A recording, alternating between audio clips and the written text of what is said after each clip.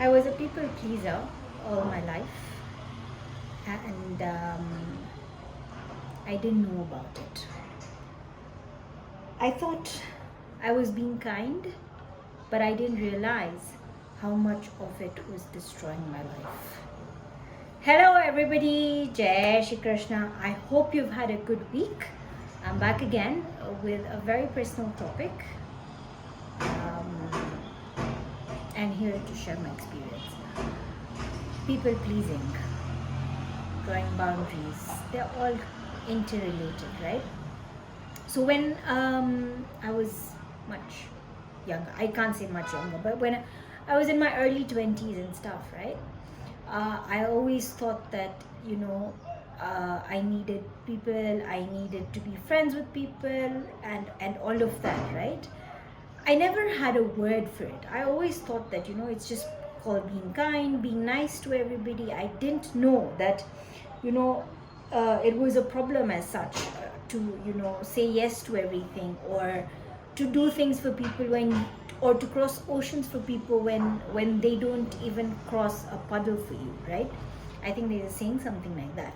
And I didn't realize it until recently that, it seems like I am a people pleaser, and I don't know how to draw boundaries. I don't know how to say no. And the minute I realized it, I said no. It has to stop. And I genuinely just thought at that time that it was who I was, right? But then when I sat and thought about it, it took me back to my early years, early years, but yeah, when like I was that age of between 10 and 20, that those 10 years, I realized that I was an introvert in a way. I couldn't make friends easily, and the friends that I made would just kind of ignore me, or would not. I think maybe they were not ignoring me, but I think I felt that way. So that fine-tuned so much into my brain, right? That tuned so much into my brain that when I grew up with that pain, or with that thing that people don't like me. I need to be a people pleaser for them to like me. I need to say yes to everything. I need to do everything I can so that they don't leave me and go. There was that, I think, that feeling. I guess it also somewhere is because of losing my mother at a very early age. Not that I didn't have family. I had my dad. I had my entire dad's family with me. But I guess that there was that void, which she left when she went, and I started looking for attention from people. I wanted more and more attention, and result that cycle went on and on and on, and it just went on and on. It wasn't really a trauma, I would say, but it was just the feeling of not being chosen, I think, at that time. Where you feel that you don't belong here, and when people make you feel that, maybe not intentionally but unintentionally, when people do certain things, I think your brain gets into that mode, into that survival mode kind of a thing, where you just want to shut everything else, and just get into a mode of defense, like where you want to defend yourself, you want to keep yourself happy, or not just keep yourself happy in that way, because you're never happy in that way, but I feel it was just I don't know how to explain it, but it's just that one feeling that you just feel you don't belong here, right? So as I was saying, like, how did I realize recently that I'm a people pleaser? Because when I look back, I used to cross oceans and oceans and oceans for people, right? But in return, I wouldn't get anything so much, correct? And I would crave for people's attention. I would do everything that they would tell me to do, so just so that they don't leave me and go. So there was uh, that fear also, I guess, that people leave me and go. I think there's that fear as well. I think again, which takes me to the past trauma that my mother left me. So what if somebody else will leave me and go? So I think everything adds up together now when I sit back and think about it. I think I should become a psychologist. What do you guys suggest? I'm doing so much of thinking recently. Don't you guys think so? I think I should think of that as a career. I should change my career, guys. You know, I used to gift a lot to people, right? It was out of love also in some way, but it was also out of, I think, this fear that, I want to keep this person happy so that they are happy with me and they don't leave me and go. And funny enough that,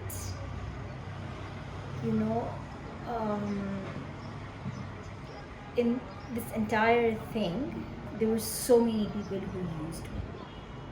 I knew it, and I still know it. But at that time, also I knew it in the back of my mind, subconsciously, I guess. But I ignored it. I knew it was happening, but then I didn't stop it. So when I look back today, I just feel like, wow, I wasted so many of my years behind people who didn't matter, right? Because one thing I think I've learned over the years is that the people to who you matter will do anything and everything for you, and they will not just leave you over, a no, or over you not gifting on their birthday, or those kind of things. Then came the most interesting part, was I also became a people pleaser at work, and that is where things really, really, got bad. If I'm a bit looking away, please forgive me, because I have my notes as well, because I didn't want to forget, what I'm saying. So I made some notes as well. So if I'm looking away, please forgive me, because I'm just trying to refer to my notes as well. Yeah. So guys, please just forgive me. Yeah. So like, what was I saying? Yeah, I became a people pleaser even at work. I would when I was doing a job, and I think even still sometimes with my clients, I would pick up phones outside working hours. I would feel responsible for literally everything, even if it was not my responsibility. I felt that I had to fix everything, even if I couldn't fix everything, even if it didn't fall under my department, right? And at that time, I think I felt that being responsive is being valued. But that is so far from the truth. Just because you're being responsive or replying immediately does not mean you're being valued, or it will not mean that that is why you will be valued. I feel it can be a small part of why you're being valued, because you're available, but I think that is not the majority. You will be valued for the work you do, for the efforts you put in, not for you replying. Let's say if you've replied after 4 hours, I don't think that really reduces your value in the office, as long as you're delivering what you're supposed to, correct? Even people pleasing, I feel that, well, there's so many people who probably are even doing it right now. When you're working over hours, when your shift ends at 5 but you're still working, thinking that, the boss is still here, I want to still be here.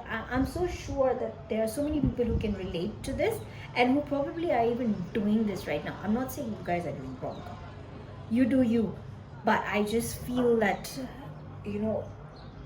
this exhausts you to another level. It used to exhaust me, it still somewhere does, because I'm being very honest, I'm not 100% out of this entire trial, but I'm trying, right? I even feel guilty if I don't reply on time. if I say no, even at work. Forget even at work. I think I even feel guilty when I say no to my husband. Forget about everything else. Like, and it's not like he's going to leave me and go, but I feel guilty to say no, and I am telling you that is like the biggest red flag. Like, just the biggest red flag. So, like at work, even when I started doing this, that is exactly where it started to affect my my my health, my peace, and just my emotional state of mind. Right? I'll tell you the turning point. The turning point came in when my grandfather passed away. So one of my clients already knew that I'd flown out to, I'd flown in to India for my grandfather's funeral, which was obvious because I had to inform them. And funny enough, in the evening, just as I returned from the crematorium, after cremating my grandfather, I received a message from the client. And it was not even a message to check in or to ask anything or a neutral message. It was actually a message which is a blame message. Me being me, instead of saying that, right now I'm not in the correct state of mind, or just give me some time, I'll respond back tomorrow, or something on those lines, I actually called up the client and explained to them the situation of work, and to prove that I was being blamed for something that was actually not right. So whatever, there was some work that I'd done which I was being told I have not done it correctly, but in reality it was actually correct. So I had to actually pick up the phone and explain that. That is the moment I realized that even during grief and pain, I wasn't allowed to be a human.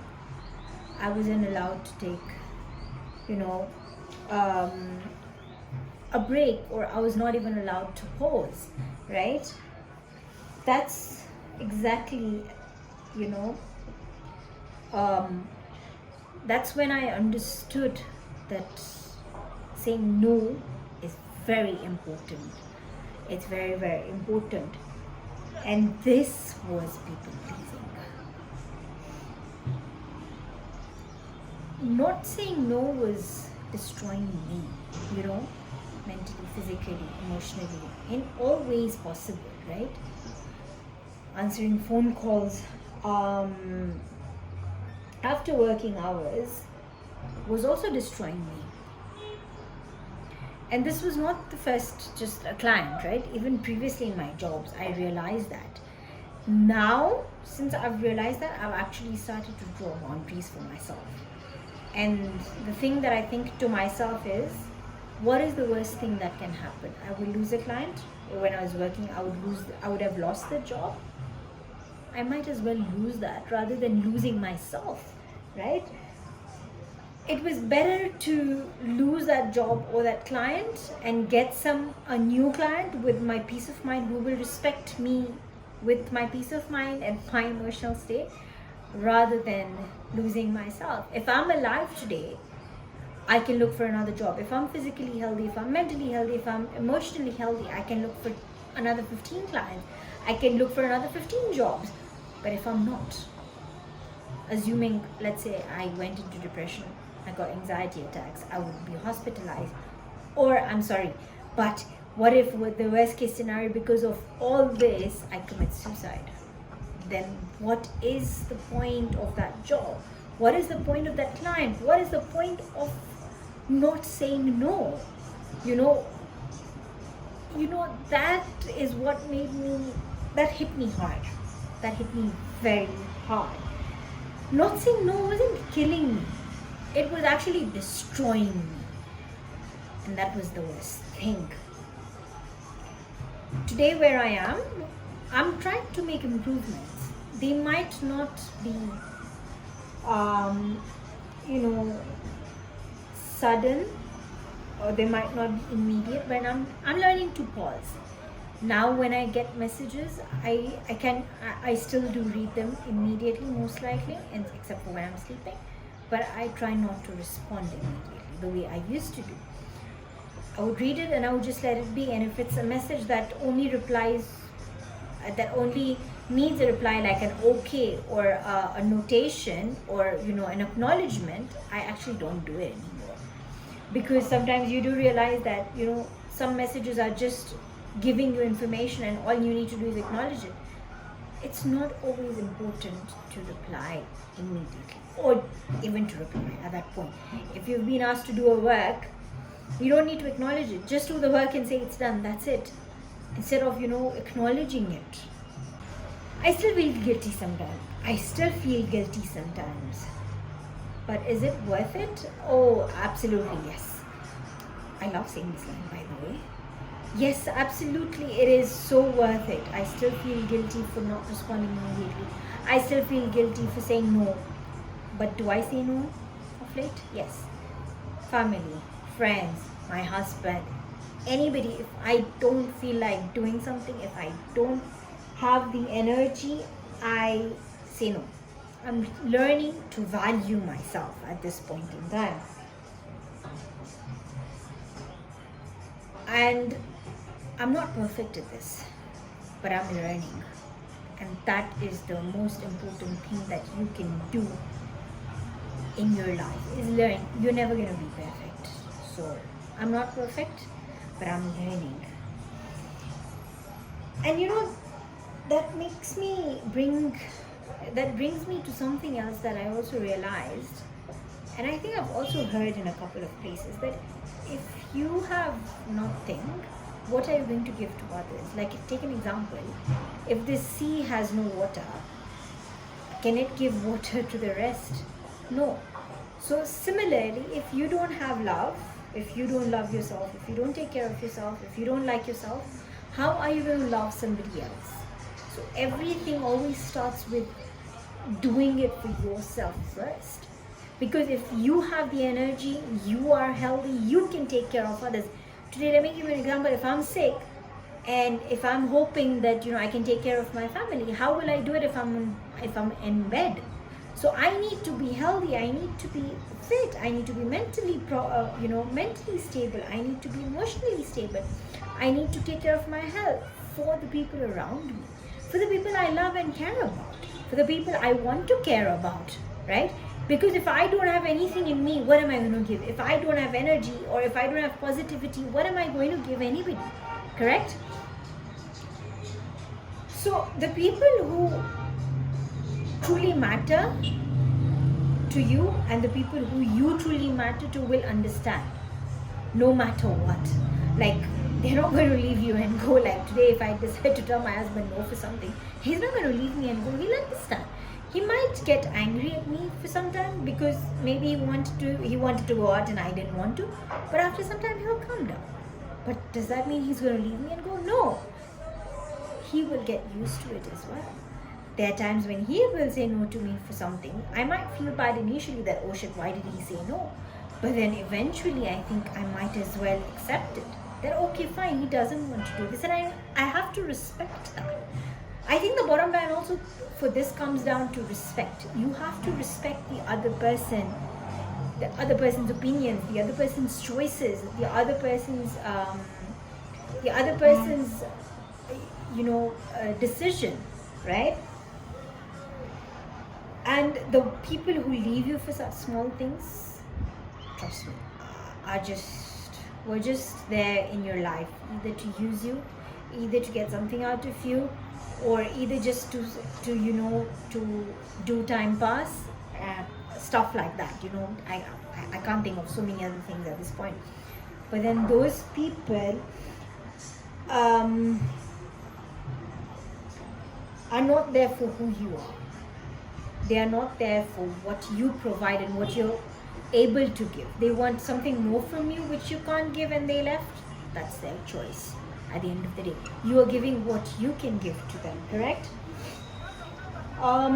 The people who are meant to stay in your life will stay. irrespective of whether you set a boundary or no, they will stay. If I have nothing left in me, energy, positivity, care, what am I giving anyone? You know, what am I giving? Boundaries didn't really make me selfish. They helped me stay alive in my life. And just that's what I'll end this video with.